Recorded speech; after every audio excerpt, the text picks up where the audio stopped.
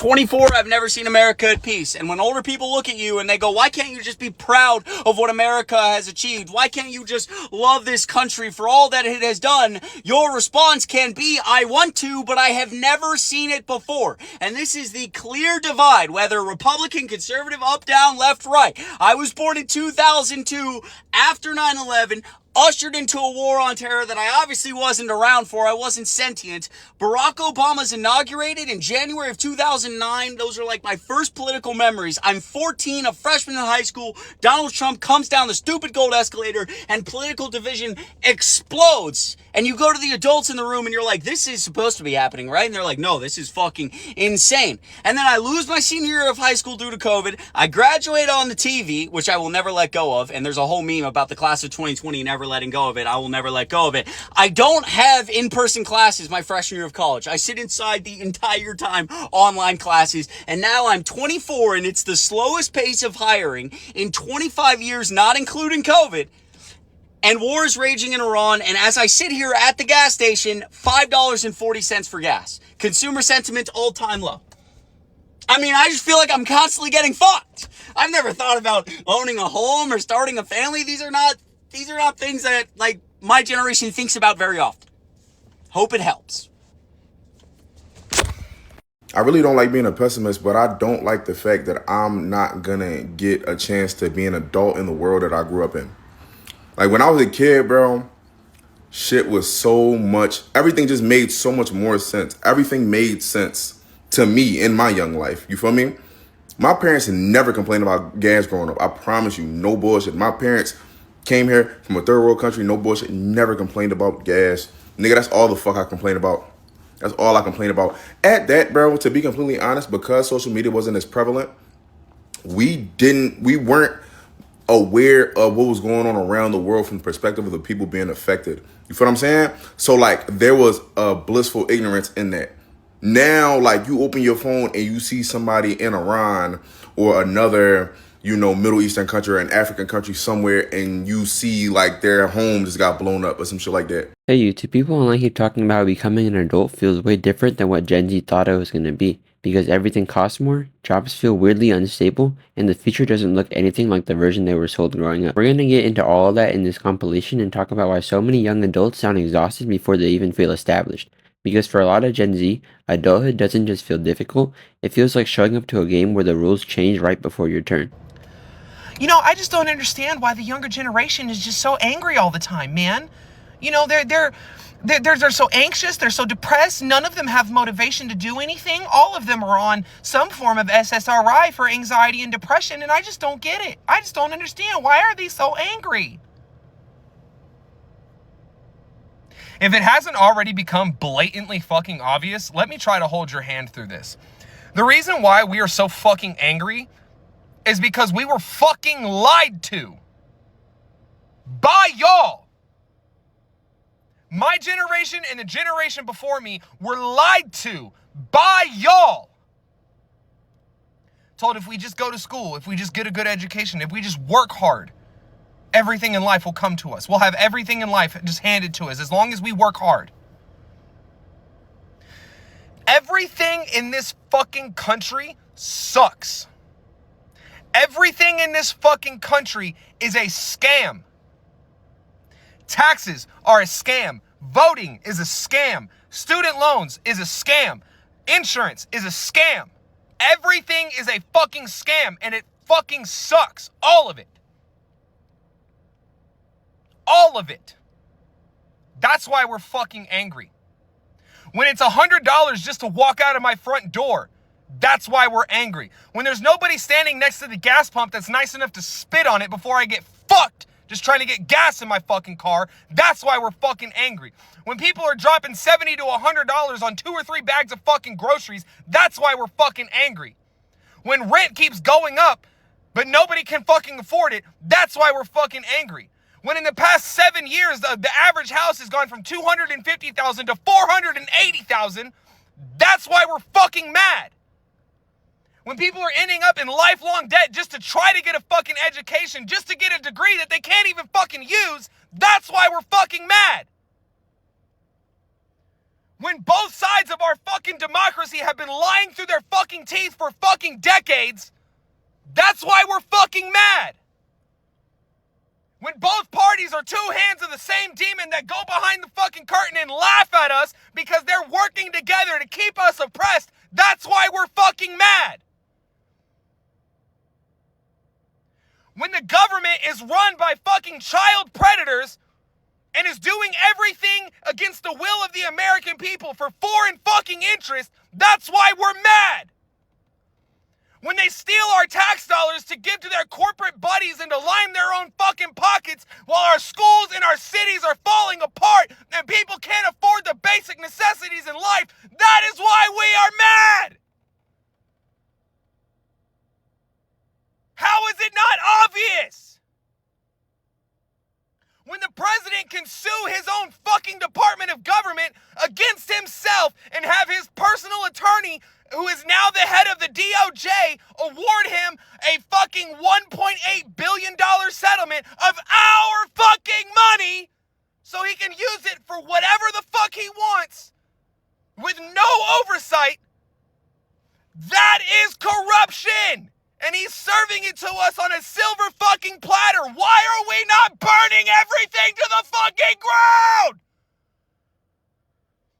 And the cherry on top is that the IRS can never audit him, his family, or any of his businesses ever again. So he just gets to fucking do tax evasion. He just gets to commit tax fraud with no consequence.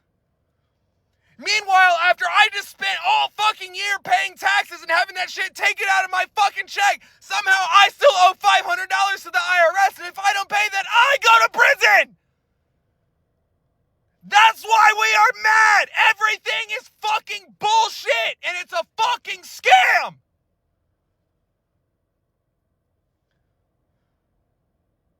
And half of you motherfuckers are so indoctrinated into this fucking system of capitalism and just work harder, just get a better job.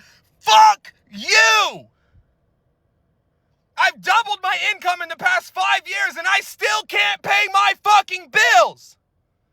Because every time I turn around, shit just gets more expensive. That's why we are fucking mad, and we have every goddamn right to be. Congratulations, you're an adult now. Yay! Round of applause. Okay, it's time to vote. Except for all the options are pedophiles. Oh, you're in school? That's great. You're also in $50K in debt? Oh, that's lovely. For the first year. Wonderful, wonderful. Bills. Car gets totaled or towed. Both. Yay. Grades. You failed. Midterm was with 70%. Yay. Lovely. Oh, you got detected for AI. That's wonderful. You know, it's actually also killing the planet. Amazing. Work a full-time job. Hang out with friends. Drink. Drugs. Situationship. Ex-situationship. Whole friend group falls out. Yay. Broke. You're brokey. And fuck. Nobody prepared us! Like, what the fuck is this? A lot of Gen Z grew up hearing the same formula over and over. Work hard, graduate, get a job, become independent, and eventually you'll be alright. Then adulthood actually showed up and suddenly rent looks insane, groceries feel overpriced, and even basic stuff costs enough to make people think twice about buying it. People joke about not being able to afford houses, but for a lot of young adults, it doesn't even start at houses anymore. It starts at moving out comfortably. You can do everything you were told and still feel like you're barely progressing.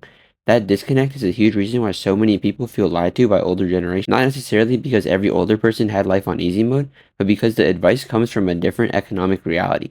The world Gen Z was prepared for and the world they entered are not identical. College costs changed, housing changed, wages versus living costs changed, and expectations somehow stayed the same. People are being told to just budget better while looking at prices that genuinely were not normal a decade ago. And when you constantly hear just work harder while already feeling burnt out, that advice starts sounding less motivating and more disconnected.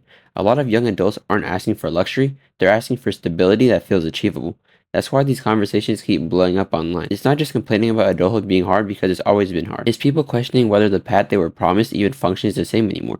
And once enough people start feeling that same gap between expectation and reality, it turns into a much bigger problem. The economy is so bad right now. Like, I genuinely have been struggling to find the words to kind of just describe like what I'm seeing. And I think anyone else who works in the helping profession, who's people facing, and you work with like a wide range of people, you can really see that it's hitting everyone from pretty much every background. It's just really, really bad. I know people who have been unemployed for well over a year. I know people who've been unemployed going on a year. It's really bad. And I've seen people like making jokes and stuff about Spirit Airlines shutting down, but the reality is that's like it says 17,000 because Spirit has 17,000 employees, but I saw someone else saying like they actually work for a printing company and their client is Spirit Airlines. So like this is going to ripple out. I'm going to say conservatively that it's going to be at least 20K people in the job market, and already struggling job market. There's no growth in the job market, and it's just so bad. I don't know. And I really hate situations where I don't have answers because it's just like really, really bad. But it's going to get worse. And that's the scarier part about it, too. The fact that we live in a world where racism is that deep to some people. Like, they hate black people, brown people so bad that they kind of like led us into this mess is so ridiculous to me. I'm so sorry. I cannot, that does not escape my mind. And the fact that we have politicians that are so money hungry that they just do not represent the people, all of it is just, it's so hard to wrap your mind around because it's just getting worse and worse. So many people are struggling to make it from week to week. I know so many people who are facing or dealing with eviction right now. It's so horrible. And there are so many people who don't have safety nets. There are people who don't have a family they can go stay with. There's so many people who like it's just really, really bad. But hey, at least y'all got rid of the DEI, I guess. We are living in one of the worst times ever to be a young adult. It seems like everyone's depressed. A large majority of people are unemployed, and because of that, they're living with their parents. And by the way, this isn't even me shaming these people. I mean, this is more or less my situation. But the problem is, people who are honest and hardworking, that did all the right things, that went to school, got internships, graduated, are still falling into this category. So if you actually try, you're not guaranteed a successful life. We were lied to about the American dream. I mean, that's just the facts. Is it technically still possible? Yeah, but the percentage of people that are able to achieve it is shrinking as the days go on and as the generations pass. You know, you can't blame these people for being depressed either, because what happens is if you can't get a job, you're stressing about money constantly. You're stressing about money constantly. It doesn't end. And you almost never had a fair shot, in the sense that, as I was alluding to earlier, if you actually did every right thing and you just try to save up, if you worked while you were in school and you were just really smart about how you use your money, you still are probably paying off college debt. You still have bills that are piling up, and you didn't, in this job market, it's becoming increasingly difficult to land a job. And then if you do land a job, for most people, it's a desperate, scraping at the bottom of the barrel type of job where you're not doing what you want, and or how much you're getting paid is not really equivalent to the value that you can provide. So traditional adult milestones, they feel delayed almost indefinitely, right? Like moving out, stable careers, having relationships, buying a home. I mean, you got a better chance at getting a home on a Mr. Beast challenge than than just being able to afford it. And I think what's interesting is that since I've been able to understand the importance of money, and since it's been something that I've worried about really like late middle school, early high school, inflation has always been around, right? Things have literally only been going up in prices. The cost of living, especially if you live in a major city, which sucks because if you get a job, the chances are that's in a major city. And so then your cost of living is going up. And once again, you're kind of pinned in this corner where you're desperate and you're clawing at anything you can get to survive. And here's what sucks. So I'm 22 years old. I graduated college this week, and obviously a lot of my peers that I grew up with, I know are doing the same. And I also know a lot of older people from where I grew up in, meaning like, you know, their mid to later 20s, just from my hometown. And all these people normally fit into one of these type of categories. Either what I'm talking about in this video, where you're unemployed, you're living with your parents. Another really common one is you are employed, but you still, because the cost of living is so terrible and the jobs that people are getting are once again not the best jobs, whether that's well-paying and or, you know, something that makes them feel fulfilled in any way. So they still live with their parents. And then you have people that make the dumb financial decision of moving out because they want to go out on their own. And by the way, that sounds like I'm shaming these people. I'm truly not. It's like no shots at you.